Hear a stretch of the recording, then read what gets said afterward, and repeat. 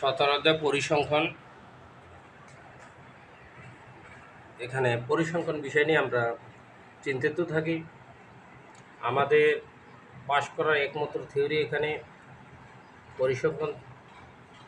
আমরা খুবই সহজ, তারপর আমরা ভুল করে ফেলি। আমি এই বিষয়ে আজকে আলোচনা করব এবং সমাধানও করব। এখানে আমাদের একটা অঙ্কে দেওয়া আছে, দশম শ্রেণীর 70 জন শিক্ষার্থী গণিত প্রাপ্ত নম্বরের গণসংখ্যা নির্বাচনের সারণী নিম্নরূপ। শ্রেণীব্যাপ্তি 26 থেকে 35, 36 থেকে 45, 46 থেকে 55, 56 থেকে 65, 66 থেকে 75, 76 থেকে 85। গণসংখ্যা দেওয়া আছে 6, 11, 17, 20 আর 9, 6। কিন্তু এখানে আমাদের প্রশ্ন দিছে, খেয়াল করেন, 27, 22, 33, 21, 18, 43, 45, 26, 30, 24 উপতত্ত্বের মধ্যক নির্ণয় করো। এখন আমরা মধ্যক নির্ণয় করতে হলে কী করতে হবে?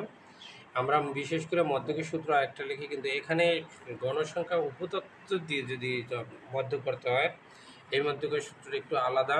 তাহলে আমাদের প্রথমে কী করতে হবে আমি দেখাচ্ছি।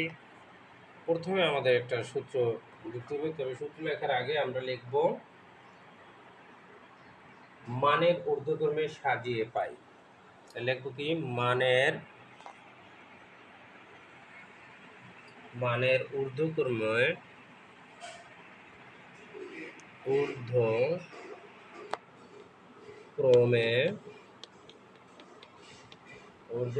সাজিয়ে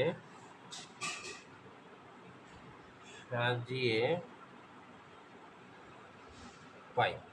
তাহলে এখন ঊর্ধ্বক্রমে আমরা যদি সাজাই, এখানে সবচেয়ে ছোটকে এই সংখ্যার ভিতরে, তাহলে এখান থেকে 18 ছোট। এরপর এরকম পর্যায়ক্রমে আমরা লিখবো। তাহলে 18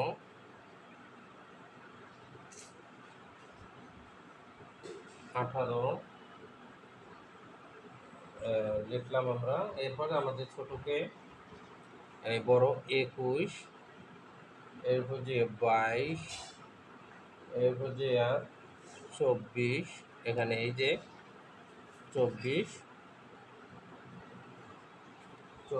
এরপর কত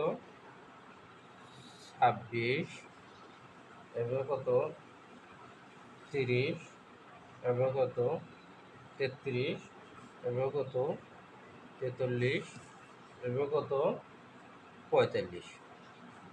আবার আমি একটু বুঝাচ্ছি, একটু খেয়াল করেন। এখানে আমাদের মানে 27, 22, এই যে সবচেয়ে যে বড়টা এটা শেষের দিকে বইব, আর এরপরে এই যে সবচেয়ে 18, এরপর এই 21, 22 আমরা মানে ছোট থেকে বড় সাজাইলাম। এটা হইলো জাস্ট আমরা মানের ঊর্ধ্বক্রমে সাজিয়ে পাই।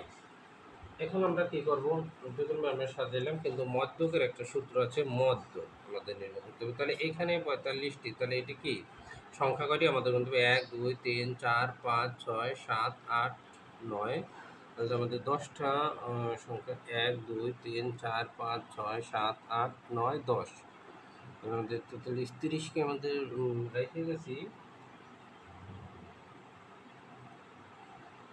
18, 21, 22, 24, 26, 27। আমরা 26, 27 রয়ে গেছে আমাদের মাঝে, এই যে 27টা। তাহলে সংখ্যা কয়টি? 1, 2, 3, 4, 5, 6, 7, 8, 9, 10, 10টি। তাহলে এখানে আমাদের লিখতে হবে এটি সংখ্যা উপতত্ত্ব। তাহলে মোট উপতত্ত্ব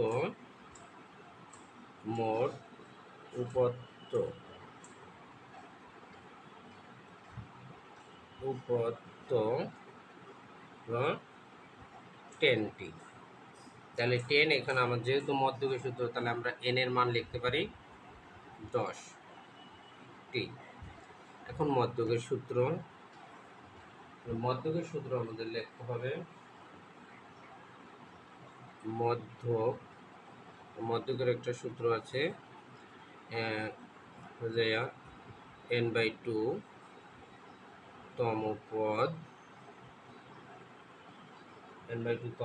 এরপর যোগ n/2 প্লাস 1 তম পদ 2। এই সূত্রটা প্রয়োগ করতে হবে। তাহলে n/2 আমাদের এখন n এর মানটা আমরা কি ধরে নিয়েছি? এই যে 2, এন এর মান আমাদের 10 লিখব, এই 2তম পদ প্লাস এন এর মান কি 10, 2 প্লাস 1তম পদ মানে সংখ্যা। তাহলে এখন কি করতে হবে, এই 2 দ্বারা যদি আমরা 5 রে করি তাহলে কি হয়, 5 রে 2 মানে 5তম পদ হয়, 10টি করি পদ ভাগ করলে 5 হয়, আর এখানে প্লাস 2 দ্বারা যদি আমরা 10 কাটি তাহলে 5, 5 আর 1 কত 6তম পদ। হ্যাঁ, এখন আমরা কি করব, এই যে 5তম পদ, তাহলে 5তম পদে এখানে আমরা যে সাজাইছি এই যে গুনব, খুবই সহজ, 1 2 3 4 5, তা 5তম পদকে 26, এই 26 আমরা লিখলাম। এরপরে যাইয়া প্লাস 6তম পদকে আমাদের 27, 6তম পদকে 27, এই 27, এই 6তম কীভাবে আপনারা গণনা করবেন, 1 2 3 4 5 6, ষষ্ঠ স্থান আছে কি 27, আমরা 27 লিখলাম। এরপর এখানে যে 2 এই 2 লিখলাম, এখানে 7 আর 6 কত, তাহলে আমরা যদি এটা যোগ করি তাহলে যোগ করলে কত হয়, 7 আর 6 কত 13, 3 হাতে আমার 1, যদি 4 1 5, 53। তাহলে এই 2 দ্বারা যদি আমরা ডিভাইডেড করি, আপনারা ক্যালকুলেটর নিয়ে নেবেন এটা, তাহলে 2 কত হয় 26.5, ক্যালকুলেটর দিয়ে ভাগ করবেন তাহলে 26 পয়েন্ট, তাহলে আমাদের মধ্য কী হলো 26.5। এরপরে যে পরের প্রশ্ন আমরা যাব সলভ করব, এখানে পরের প্রশ্ন হলো যে উপতত্ত্বের সরণী হাতে সংক্ষিপ্ত পদ্ধতিতে গড় নির্ণয় করো। তাহলে আমাদের গড়ের কী জানতে হবে, গড়ের সূত্রটা করতে হবে, লিখতে হবে, গড়ের সারণী করতে হবে। তাহলে গড়ের সারণী করতে হলে আমাদের কী করতে হবে, একটা প্রথম ঘর আট করতে হবে, এইরকম ঘর আট করে নেব। এরপরে আবার একটা দিতে হবে,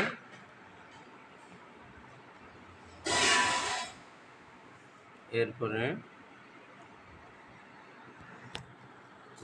আমরা কী করলাম, তাহলে এখানে আমাদের লিখতে হবে, কিন্তু প্রথমে আমাদের ঘর আট করার আগে খেয়াল করতে হবে, লিখতে হবে কী কী শ্রেণী ব্যক্তি, তাহলে আমাদের ঘর ওটা আগে দাগ দিয়ে নিই। এটা একটু বড় নিলাম, প্রথমে আমরা এটা সিলেক্ট করি, এই এখানে খেয়াল করতে হবে, তাহলে আমাদের এখন ঘর কাটা 1 2 3 4 5 6 7, তাহলে আমাদের 7টা করতে হবে, 1 2 3 4 5 5টা, তাহলে এখানে এই 7টা, কিন্তু আমাদের এই সেটে এই দুইটা এখানে লেখা লাগবে না, এটা প্রথমে লিখলে হলো 5, তাহলে 5টা, এই যে 1 ধাপ হলো, তাহলে এই 2টা, এরপরে 3টা, এই যে 5টা, এইটা আগে লিখতে হবে। প্রথমে করে আমাদের কি লিখতে হবে, লিখতে হবে শ্রেণী ব্যক্তি, শ্রেণী ব্যক্তি, শ্রেণী ব্যক্তি আমরা লিখলাম। এরপর লিখতে হবে শ্রেণী, এটা মনে রাখতে হবে আমাদের গড়ের জন্য কি করতে হবে, মধ্যমান,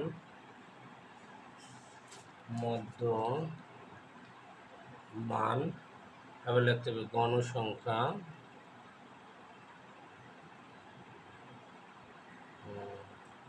গণসংখ্যা, এরপর লিখতে হবে এফআই, এখানে লিখতে হবে ধাপ বিচ্যুতি,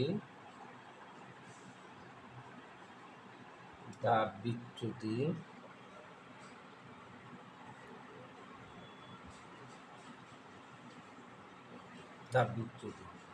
বিচ্যুতির কি ইউআই, এরপরে এক্স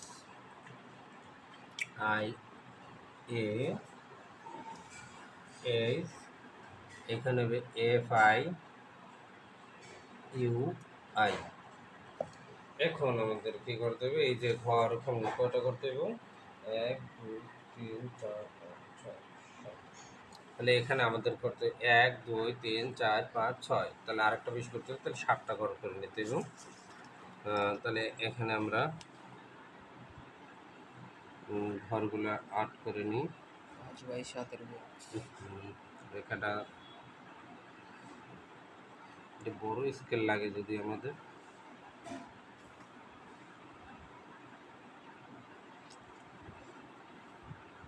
আমার বড় স্কেলটা কি গেছে এরপরে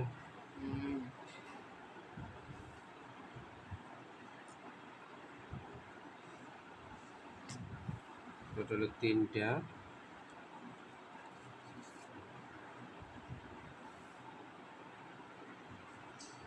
4টা,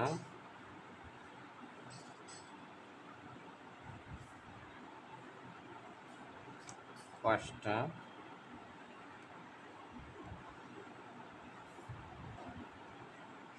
6টা,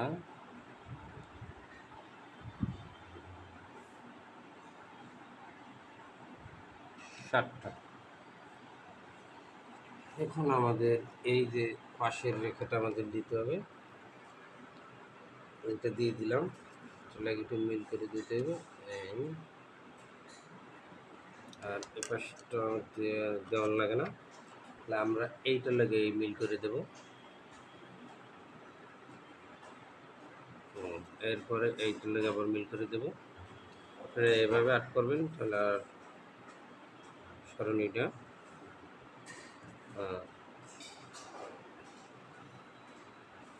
কিন্তু আমরা এখানে আমরা একটা কথা লিখি নিই, কিন্তু আমাদের কি বলছিল এখানে যে পদ্ধতিতে নির্ণয় আমরা গড়, সংক্ষিপ্ত পদ্ধতিতে গড় তাহলে সংক্ষিপ্ত এই কথাটা লিখতে হবে এখানে, সংক্ষিপ্ত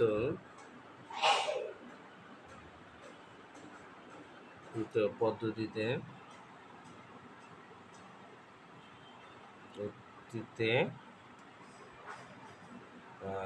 সংক্ষিপ্ত পদ্ধতিতে গড় সারণী, এটা আমরা এই করলাম।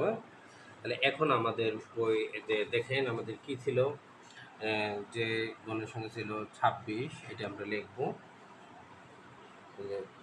26 35, এরপর কত 36 45 এখানে, এরপরে 46 55, এরপর কি আছে 56 65, এবার কত 66 75, এটা লিখে নেব 76 85, তাহলে আমাদের এটা হয়ে গেল। এখন আমাদের বলছে শ্রেণীর মধ্যমান নির্ণয় করতে, তাহলে শ্রেণীর মধ্যমান নির্ণয় করবেন কীভাবে, এই ক্যালকুলেটর থেকে এই 26 আর 35 দুইটা কী করবেন, ক্যালকুলেটর করবেন 26 35,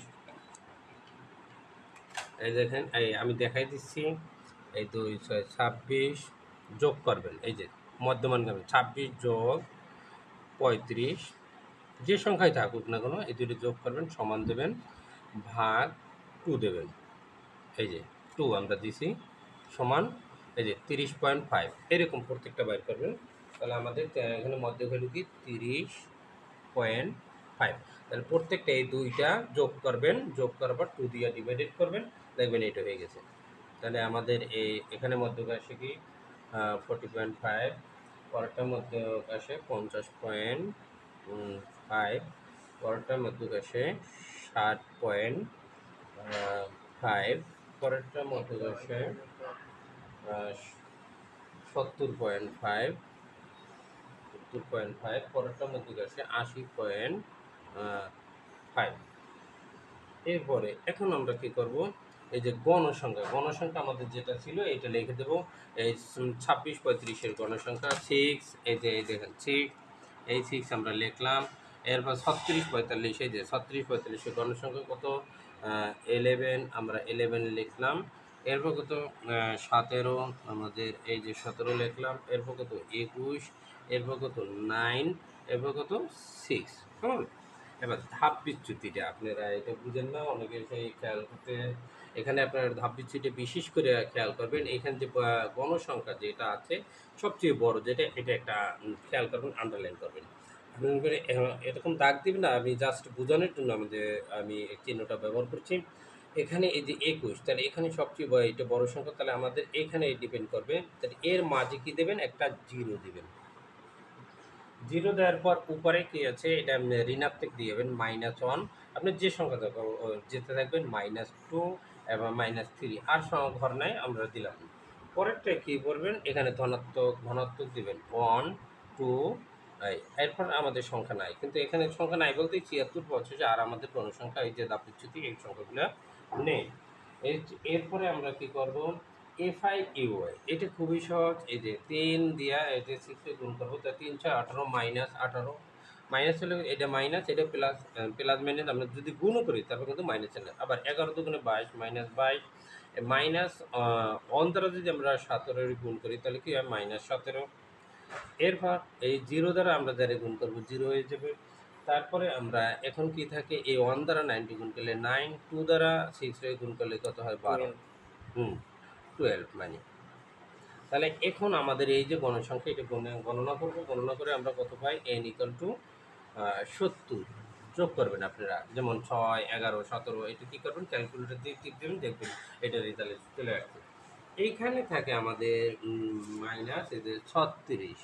এই যে 36টা কীভাবে হবে, আপনারা ক্যালকুলেটর নেবেন, আমি দেখাই দিচ্ছি। এই যে ক্যালকুলেটর নিয়ে এটা এটা কিন্তু আপনারা ভুল করে ফেলেন। এই যে আগে মাইনাস মাইনাস ছিল কি 18 18, এরপর কত মাইনাস কত 22, এই 22 দিবেন। এরপর আবার মাইনাস কত 17, মাইনাস যে আমাদের 17 1 ছিলেন 17, এরপর 0 0 আর উঠানো প্রয়োজন নেই। এরপর কি আমাদের যোগেরগুলো যোগ দিয়ে দেবেন, ঠিক আছে। যোগ যেহেতু এখানে যোগে নাই, দেওয়া থাকে না, কিন্তু যখন কোনো সংখ্যা প্লাস মাইনাস কিছু না দেয় তাকে অলরেডি ওই কিতে থাকে, প্লাসে, তাহলে আমরা প্লাস দিলাম, এই কারণে প্লাস কত 9 9, এরপর কত প্লাস, এরপর কত 12, এই যে 12 দিলাম। দেওয়ার পরে এখন আপনারা সমানে টিপ দিবেন, দেখেন ওই -36 চলে আসছে, দেখছেন। আমি কিন্তু এইটাই লিখছি, এখানে ভুল হওয়ার কোনো অপশনই আমি দেখি না। আপনারা এটা প্লাস মাইনাস করবেন, কতক্ষণে সময় নষ্ট করবেন, সময় নষ্ট করার প্রয়োজন নেই। এখন আমাদের গড়, তাহলে গড়ের সূত্রটা আমাদের লিখতে হবে। আমরা তাহলে n এর মান পাইলাম 70, আর FIUI এর মান পাইলাম কি 36 -36 মানে, তাহলে গড় লিখে নিয়ে আমরা গড়, গড়ের সূত্রটা হইল যে কি, গড়ের সূত্র আমরা ব্যবহার করতে পারি বিশেষ করে A প্লাস মিশন FIUI, এরপর কি N, খুবই সহজ, গড়ের সূত্রটা H। এখন আমরা কি লিখব, এখানে আমাদের একটু বোঝার আছে, এই যে গণসংখ্যা এখানে সবচেয়ে এখানে বড় সংখ্যাকে আমাদের 21 গণসংখ্যা, তাহলে এইটা আমাদের এ হবে, এটা কি এর মান। আমি একটু এটা দেখাইলাম, কিন্তু এটা আপনাকে বোঝানোর জন্য এই চিহ্নটা দিয়ে বা এই চিহ্ন দিয়ে এরকম ব্যবহার করে দেবেন এর মান। তাহলে এখানে আমাদের তাহলে গণসংখ্যা পাইলাম কি 60, তাহলে আমরা 60.5, এই 60.5। এরপর আমাদের এই প্লাসটা দিলাম, আর FIUI আমরা কি করে পাইছি, -36, এই -36 আমরা লিখে দিলাম। n এর মান পাইলাম কি আমরা 70। H মানে কি ব্যবধান, 26 থেকে 35 ব্যবধান কত হয় একটু আপনারা বলেন। 26 থেকে 35, 26, 27, 28, 29, 30, 31, 26 থেকে 26, 27, 28, 29, 30, 31, 32, 33, 34, 35, তাহলে আমাদের কত হয় ডিফারেন্সটা 10, কত হয় গুণ, তাহলে এই 10 আমরা লিখলাম। তাই এখন আমরা কি করব, এই 60.5 যোগ এই 70 লিখলাম, এই 36 10 আমরা গুণ করবো, তাই 36 10 গুণ করলে আমাদের কত হয় 36 মাইনাস মাইনাস এই 3 36 আমি লিখে দিচ্ছি, 36 গুণন 10, তাহলে সমান কত হয় আমাদের 360, কিন্তু -360 লিখতে হবে, -360। 60। এখানেই সমান খেয়াল করেন 60.5 প্লাস এখানে প্লাস আর এই আমরা রাখলাম, আমরা বুঝাচ্ছি। এখন 360 রে সমান 360 ভাগ যায় দিতে হবে কত 70 সমান কত হয় আমাদের 5 তাহলে এখানে আমাদের কি হয় 5.14, তাহলে 5.114। এটা যদি আমরা মাইনাস করি তাহলে কি হয় এই 60 থেকে তাহলে 55.36। Thank you.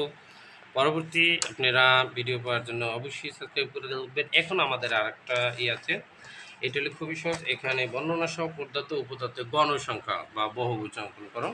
তাহলে আমাদের কি করতে হবে, এবং তাহলে বর্ণনা সহ পদার্থ উপতত্ত্ব গণসংখ্যা বহুভুজ। বহুভুজের কি এটা জানতে হবে। বহুভুজের ঘরটা কি আমাদের এটা খুবই সহজ। আমরা দিচ্ছি সারণীটা আট করে ছোট করে এই আমরা আর বেশি নিলাম না, দুইটা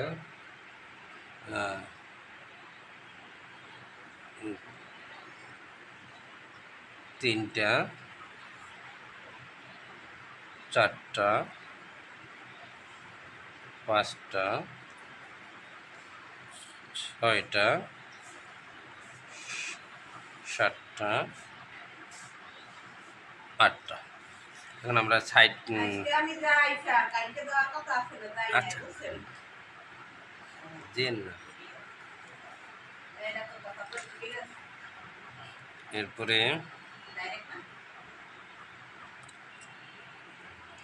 এখন আমাদের আমরা এই রেখাটা টানে নিলাম। আমার এখন এই করতে হবে তিনটা, একটা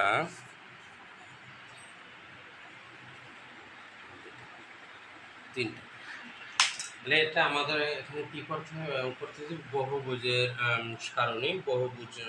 বহুভুজ আমরা সংক্ষেপে লিখে দিই বহুভুজ সারণী। বহুভুজের সারণী আমাদের লিখতে হবে কি শ্রেণী ব্যাপ্তি। প্রথমে শ্রেণী ব্যাপ্তি, শ্রেণী ব্যাপ্তি লিখলাম। শ্রেণী মধ্যমান, শ্রেণী মধ্যমান,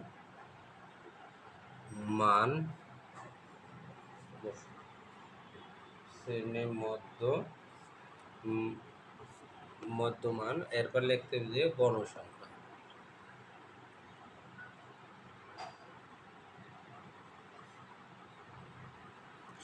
গণসংখ্যা।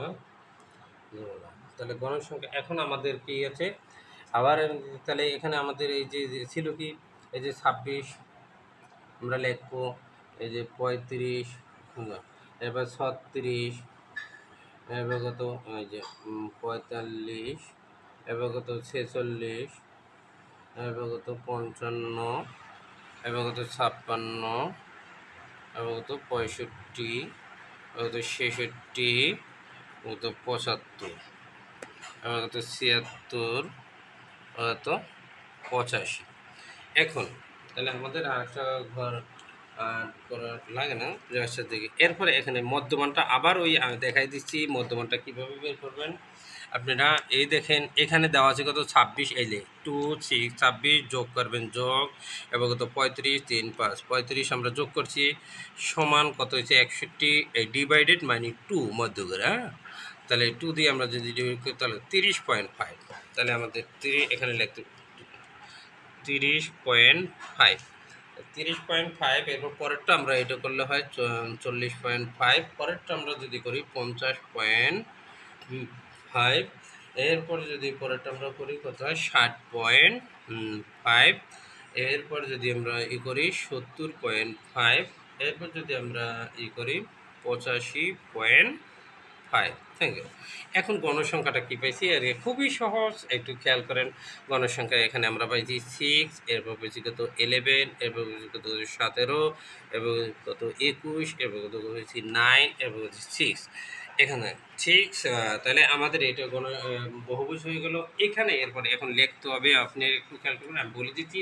এখানে ছক থেকে এক চক্র করা প্রতি এক ঘরকে এবং শ্রেণী মধ্যবিন্দু এবং 2 একক ধরে নেবেন। এবার গ্রাফ কাগজে এটা যেটা আছে ঊর্ধ্বক্রমে এটা গ্রাফ করে নেবেন। Thank you. পরবর্তী ভিডিও পেতে এবং ইনশাল্লাহ আমরা গ্রাফ সহ বুঝিয়ে দেব। আইডি সাবস্ক্রাইব করে রাখবেন। ধন্যবাদ।